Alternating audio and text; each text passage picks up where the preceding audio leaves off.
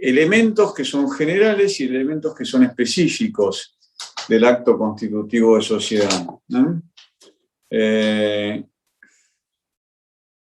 En primer término, tenemos que tener en cuenta que existe, a partir del año 2015, la posibilidad de constituir sociedades anónimas unipersonales, ¿eh? Son las SAU. Antes del 2015 no existían. Por eso antes se hablaba de contrato de sociedad, pero ahora al existir la posibilidad de constituir sociedades unipersonales, ya se habla de acto constitutivo de sociedad y no de contrato. Los actos constitutivos de sociedades se tienen que presentar en los registros públicos correspondientes. En el ámbito de la capital federal es en la Inspección General de Justicia, donde se presentan, donde se registran, que sería la autoridad de contralor de todas las sociedades. En este orden de ideas vamos a ver cuáles son los elementos generales. En primer término, la capacidad. Como las personas humanas, las personas jurídicas también tienen que tener capacidad. Entonces, debe existir la capacidad de aquel que presta el consentimiento para la creación de un ente societario, es decir, de los socios. Deben tener capacidad, deben ser capaces en los términos que habíamos visto, las capacidades relativas a las personas humanas. Así podemos decir que se requiere que los socios tengan capacidad de derecho y de ejercicio para contratar y disponer de sus bienes. Esto se encuentra encuadrado en los principios generales de la capacidad que ya hemos visto anteriormente. Recuerden que la capacidad de derecho es la aptitud para ser titular de derechos y deberes jurídicos, en tanto la capacidad de ejercicio es la posibilidad que tiene la persona de poder ejercer por sí misma sus derechos. El acto constitutivo de sociedad es consensual, por lo que se perfecciona con el mero consentimiento de las partes. Al aludir al término consentimiento se hace referencia a la manifestación de voluntad expresada por quien participa, o de quienes participan en el caso que sea una sociedad con más de un socio.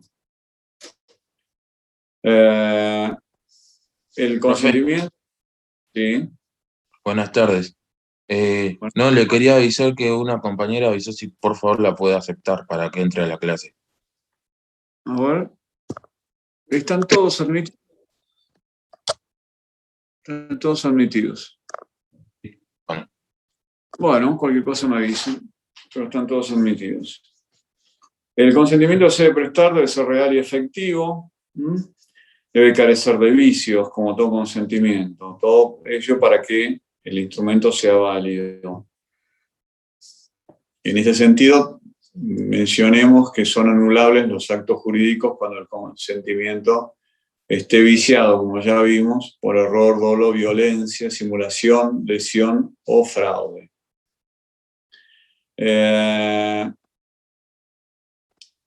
Había ciertas limitaciones en cuanto a la capacidad de los cónyuges, de los esposos, para constituir sociedades entre ellos. Esas incapacidades fueron dejadas sin efecto a partir de la unificación del Código Civil y Comercial. Ahora bien, hay incapacidades que están direccionadas a proteger el interés de los menores. Así, si hay un menor que hereda la participación en una sociedad, la ley manda a que esa sociedad limite la responsabilidad de ese heredero menor. Entonces tendrá que ser una sociedad, un tipo de sociedad que limite la responsabilidad de sus socios a su efectiva participación en el ente, y no más allá. El objeto como elemento de sociedad, como elemento que vamos a encontrar como dentro de los elementos generales de la sociedad.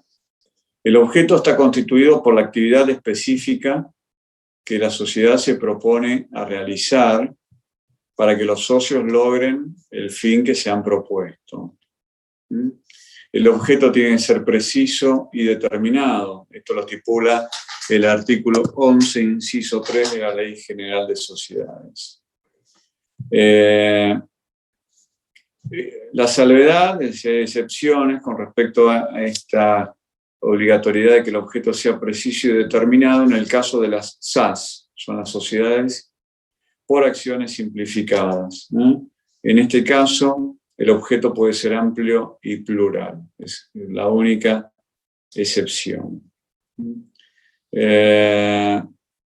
¿Por qué es importante el elemento objeto? Porque esto está dado por el hecho de que la ley obliga a la sociedad, en la medida que realice actos sociales a través de sus representantes que no sean notoriamente extraños a su objeto social. Entonces el límite de la actuación de la sociedad va a estar dado por el objeto de la misma. Entonces, todo acto llevado a cabo por los representantes de una sociedad que no sea notoriamente extraño a ese objeto será atribuido a la sociedad. Es decir, será como si lo hiciese la sociedad. De hecho, lo hace la sociedad.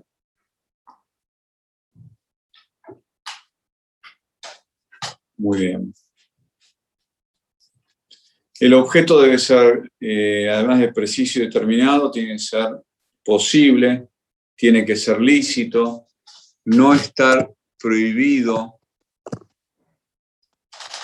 en razón del tipo societario. Es decir, hay algunos tipos societarios que tienen que tener, o algunas actividades que tienen que tener un objeto determinado. Después tenemos como elemento general la forma. Acuérdense lo que comentamos con respecto a la forma, cuando lo vimos con respecto a la forma de los actos jurídicos, que el principio es el de la libertad de formas. Luego hay excepciones, donde la ley requiere que se observen algunas formas determinadas para que se considere o se repute ese acto como válido. Pero el principio es el principio de libertad de formas. Sin perjuicio de ello, algunos tipos societarios requieren para su constitución la adopción de formas determinadas. Estamos viendo en términos generales sociedades. Luego, cuando veamos sociedad, por ejemplo, anónima, sociedad de responsabilidad limitada, veremos que la ley exige formas determinadas. Pero lo que estamos viendo es la forma en cuanto a un elemento general de las sociedades. El enunciado general dice que el contrato por el cual se constituya, o el acto por el cual el instrumento por el cual se constituye una sociedad, o si también se modifique, se va a otorgar por instrumento público o privado. Insisto, eso es en términos generales. Luego veremos para cada tipo en particular cuál es el tipo de instrumento, cuál es la formalidad que requiere la ley especial. Entonces, el acto constitutivo, la modificación del acto constitutivo se van a inscribir en los registros públicos correspondientes del domicilio de la sociedad.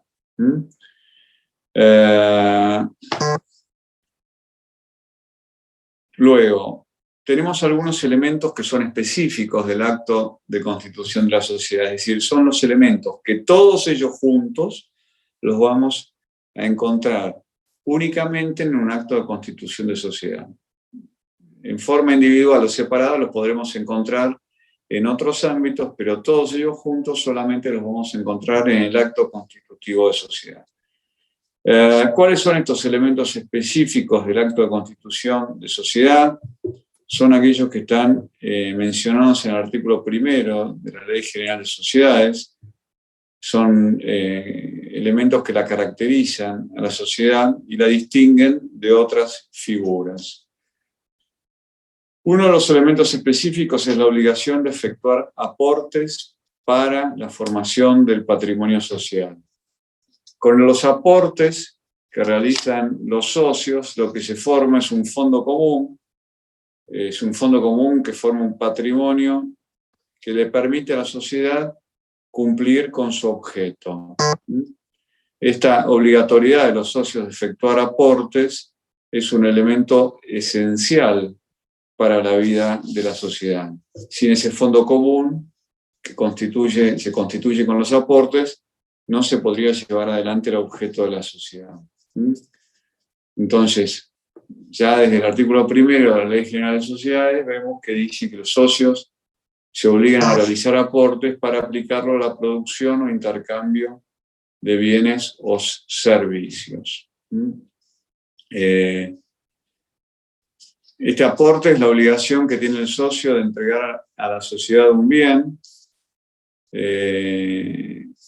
Puede ser directamente dinero en efectivo, o un inmueble, o un automotor, o en algunos tipos societarios inclusive realizar una prestación a favor de la sociedad.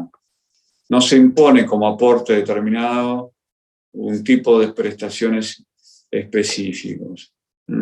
Esto queda librado al arbitrio de los socios, salvo en algunos tipos societarios en los cuales se especifica cuáles son los aportes que se admiten y cuáles no. Esto tiene que ver con que la sociedad sea de aquellas que limitan mayormente la responsabilidad de sus integrantes o no. En esas sociedades en las cuales, por ejemplo, las sociedades anónimas donde los socios limitan la responsabilidad por las obligaciones que asuma el ente a la integración de las acciones suscriptas, los aportes serán bienes determinados susceptibles de ejecución forzada. ¿Para qué? Para que ese tercer acreedor de la sociedad, cuando la sociedad no cumplió espontáneamente una obligación a su cargo, tenga sobre qué accionar para, mediante un proceso judicial, hacer efectivo el cumplimiento de la obligación que la sociedad no ha cumplido en forma espontánea.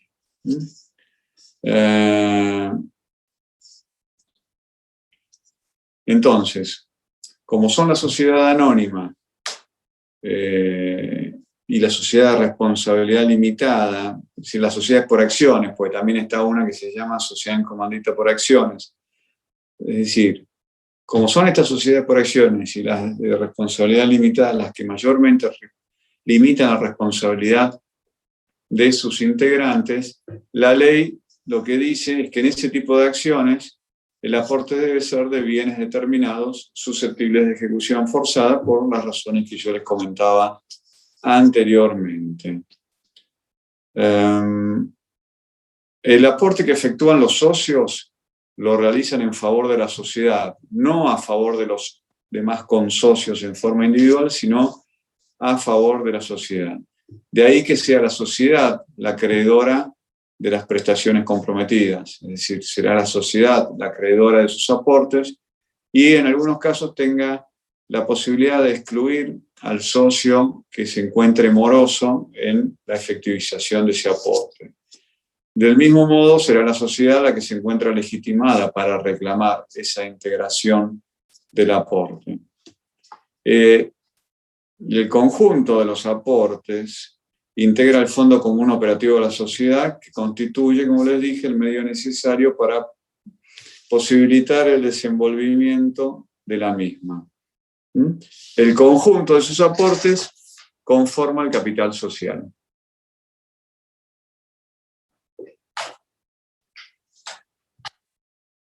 Si el socio aporta un bien registrable, como puede ser un auto o un inmueble, estos van a ser inscriptos a nombre de la sociedad que está regularmente constituida en el registro correspondiente. Es decir, si hay un socio que aporta un inmueble a la sociedad, en el registro de la propiedad inmueble aparecerá como titular de ese inmueble la sociedad.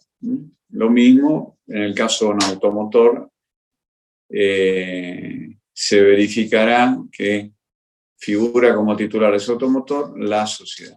Porque ya cuando el socio realiza el aporte, eso que aporta sale de su patrimonio para ingresar en el patrimonio de la sociedad.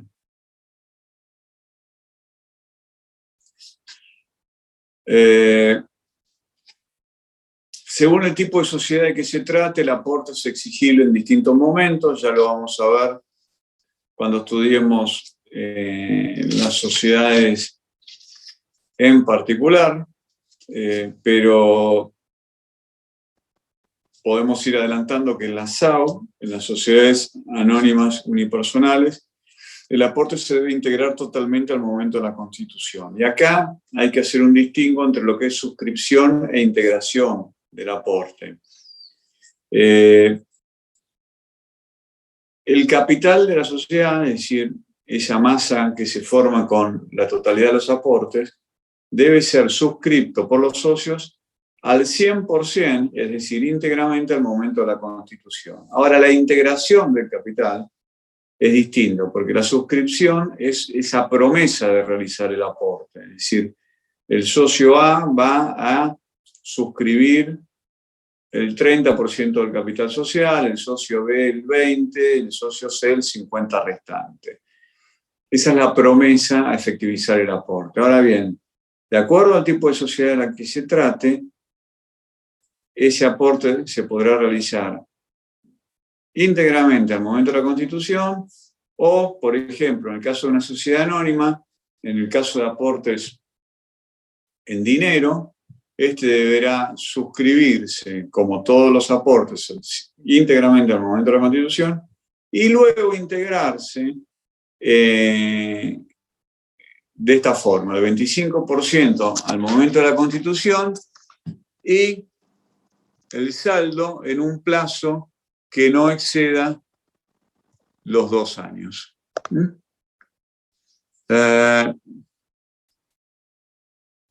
La suscripción, correcto. Es así. Primer asiento contra. Bien. Esto es igual para las sociedades anónimas como también para las sociedades de responsabilidad limitada. Este tipo de sociedades no admiten los aportes de uso y goce. No lo permiten. Entonces, en estas sociedades, en las SRL, en las sociedades anónimas, salvo en las SAU, donde el aporte debe ser integrado totalmente en el acto de suscripción del instrumento constitutivo, el plazo para efectuar el aporte dependerá del tipo de que se trate. Si es en dinero, se integra un 25% como mínimo al momento de la suscripción del capital, debiendo completarse el saldo en un plazo máximo de 2 años. En el caso que los aportes sean no dinerarios, se deben efectivizar en su totalidad en el momento de la suscripción del instrumento constitutivo. Debiendo tratarse de bienes otorgados en propiedad a la sociedad. Si yo voy a aportar un bien inmueble, debo suscribirlo e integrarlo y al 100% en el momento de suscripción del instrumento de constitución. Se debe consignar en el acto constitutivo de la sociedad el aporte que corresponde a cada socio, porque esto resulta fundamental a los efectos de computar el capital social, las mayorías y cuál es el peso de las decisiones de cada uno de los socios cuando se consideran distintos asuntos en el seno de la sociedad. Esto también es un parámetro para determinar cuánto le corresponde a cada socio al momento de distribuir utilidades e inclusive si se disuelve y liquida la sociedad, también cuánto o qué porcentaje le corresponde de esa cuota de liquidación.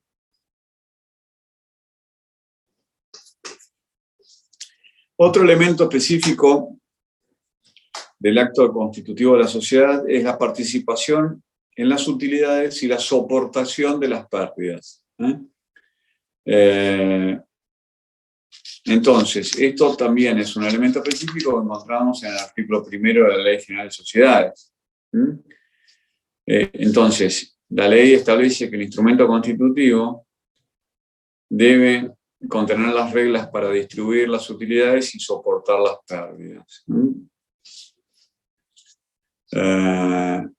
Después hay un elemento que no surge del instrumento constitutivo, perdón, no surge, bien digo, ni del instrumento constitutivo, ni surge tampoco del artículo primero de la Ley General de Sociedades, y es un elemento que se llama affectio societatis, con doble F, affectio societatis. De hecho, es un concepto que ni siquiera está mencionado en toda la Ley General de Sociedades, sino que surge de la doctrina y de la jurisprudencia. ¿Qué se entiende por affectio societatis? La voluntad o intención de asociarse que encierra con mayor o menor acento, de acuerdo al tipo societario, la voluntad de colaborar en forma activa en la empresa común, lo que lleva incorporado el derecho de ese deber de lealtad que tienen los socios. Es el ánimo de concurrir al área propia de la actividad, el área comercial. Cuando vimos empresa, yo les comenté que era esto del área, ese riesgo empresario que asumen, en este caso, quienes concurren a formar parte de una sociedad.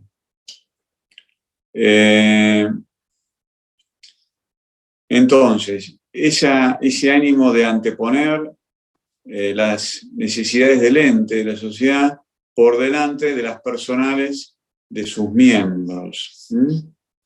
Bien. Este concepto, sí. Vendría a ser que el affectio societatis sería las ganas de participar, de aportar y ayudar a que la empresa funcione. A la sociedad funcione. Digamos que sí, está bien. Es eso, contribuir al bien común de la sociedad, anteponer los intereses de la sociedad por delante de los propios, de los personales. Ahí nombra también de lealtad y vendría a ser actuar de la mejor manera según lo que él cree que es lo más conveniente y siempre de buena fe. Siempre, ¿No es cierto? Siempre, sí, seguramente. Y según el tipo societario que ya vamos a ver, este elemento affectio societatis se encuentra más presente o menos presente y en algunos casos directamente no existe. Si usted concurre a formar una sociedad de las que denominamos de personas, donde la responsabilidad de los socios es subsidiaria, ilimitada e insolidaria, seguramente tendrá en cuenta cuál es la calidad personal de sus socios. Ahora, si usted compra participaciones de Telecom, ni siquiera se va a enterar de quiénes son los socios. Solamente importa en ese caso el elemento capital. En cambio, la sociedad de personas, si usted va a conformar una sociedad colectiva, por ejemplo, con dos amigos, se va a cuidar de elegir a dos personas que sean íntegras, probas, que tengan un récord comercial intachable, y que todas trabajen en pos de lograr el objeto de la sociedad. Otro elemento específico es la organización. El acto de constitución de sociedad debe contener las bases de la organización para el funcionamiento de la sociedad. De hecho, ya la propia definición del artículo primero dice que habrá sociedad cuando dos o más personas en forma organizada. Habla ya de la organización. Este concepto que implica la existencia de una estructura básica para poder lograr ese fin. Cuando hablamos de organización, también vemos que esto tiene su implicancia y evidencia lo que es la noción de empresa, en cuanto a organización de bienes y servicios. Este concepto de empresa es principalmente económico, y subyace en la definición del artículo primero de la Ley General de Sociedades. Pero cuando habla de organización, este artículo primero no se habla de organización jurídica, más que de organización económica. Y cuando hablo de organización jurídica, que refiere este artículo primero, es la necesidad de dotar a la sociedad de los mecanismos necesarios para su funcionamiento, tanto con respecto a la relación interna de sus miembros, como a la expresión de voluntad de la sociedad frente a terceros con los cuales eventualmente puede contratar. Esto implica el establecimiento de un orden para regular las relaciones entre los socios y la sociedad, y también entre la sociedad y los terceros. Estas funciones organizativas a las cuales refiere el artículo primero tienen que ver con la administración, para cumplir con el objeto. El capital, por ejemplo, formado por los aportes de los socios, tiene que ser utilizado. Entonces, la gestión del día a día tiene que estar realizada por una administración, una persona o un órgano, es decir, o más de una persona que se encarguen de la administración. Esa es una de las organizaciones jurídicas a las que refiere el artículo primero y es uno de los elementos específicos. Luego está la representación. Es esa actividad que requiere trascender el ámbito de la sociedad, es esa relación que la sociedad va a mantener con terceros, por ejemplo, contratando. Otra organización se refiere al gobierno, que no es ni más ni menos que consignar o fijar las grandes pautas políticas a las que debe acoger la administración de la sociedad, y el órgano de gobierno va a estar compuesto, el gobierno va a estar en manos de los socios, que van a ser quienes decidan esas políticas o grandes políticas que tiene que llevar adelante la sociedad. Esta función va a ser llevada adelante por un órgano especial que va a variar de acuerdo al tipo de sociedad que se trate. Luego la organización también me habla de fiscalización interna. En muchos casos hay algunas sociedades que tienen un órgano de fiscalización interno que necesariamente debe existir, es decir, hay obligación de contar con un órgano de fiscalización interno, y en otros casos este órgano de fiscalización es optativo.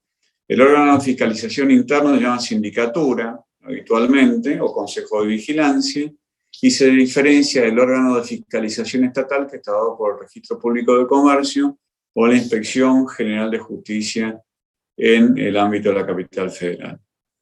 Otro elemento específico es la tipicidad. Esta tipicidad tiene que ver con la adopción de algunos de los tipos societarios que la ley precisamente enumera, es decir, sociedad anónima, sociedad de responsabilidad limitada, sociedad colectiva, sociedad en comandita simple, sociedad en comandita por acción, etcétera, etcétera, etcétera. Entonces, esto es un sistema cerrado de tipicidad, porque no se puede ir más allá de estos tipos que nos otorga la ley. Si se corta, cortamos la clase acá, no reanudamos. ¿Lo entendido? Entonces, esta tipicidad es el ajuste de la estructura, es decir, de la forma, a cualquiera de estas especies reglamentadas por la legislación específica, la Ley General de Sociedades. Sería básicamente elegir una forma jurídica para que tu empresa la desarrolle, ¿no? Una de las formas jurídicas que la ley otorga. Muy bien. Claro. Es así. Entonces, los socios eligen entre cualquiera de los tipos sociales que están a su alcance. Para el mejor estudio de las sociedades podemos dividirlos en lo que son las sociedades de personas o por partes de interés, a las cuales pertenecen la sociedad colectiva, la de capital industria y la sociedad en comandita simple. En estas sociedades se encuentra muy presente el affectio societatis del cual yo les hablaba. ¿Por qué? Porque son sociedades, por ejemplo, el caso de la sociedad colectiva, donde los socios responden en forma subsidiaria y limitada y solidaria por las obligaciones que asuma el ente.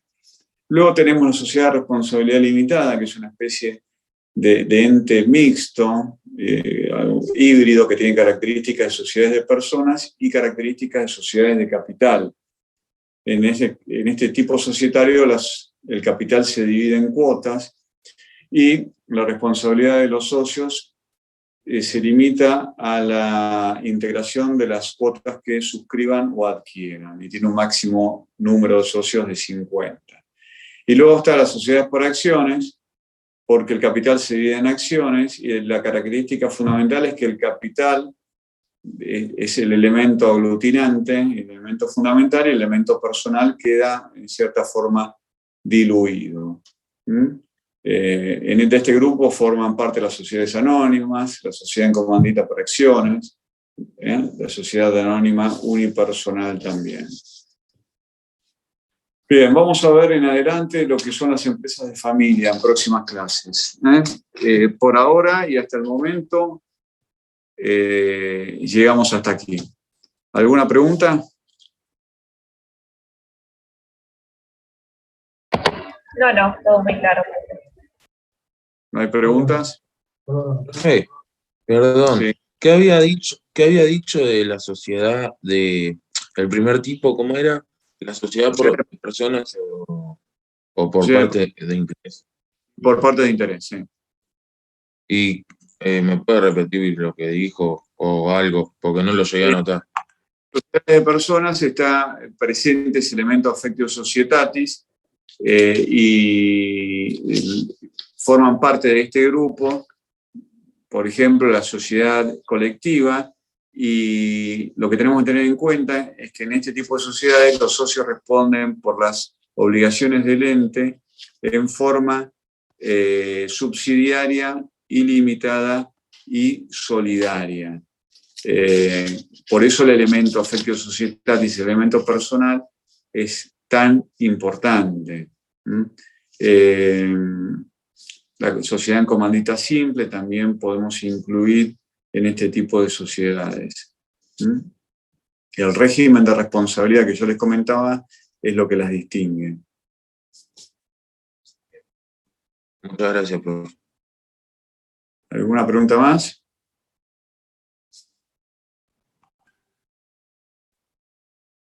Bueno, nos vemos en la próxima clase entonces. Nos vemos. Chao, profe. Hasta luego. Hasta luego.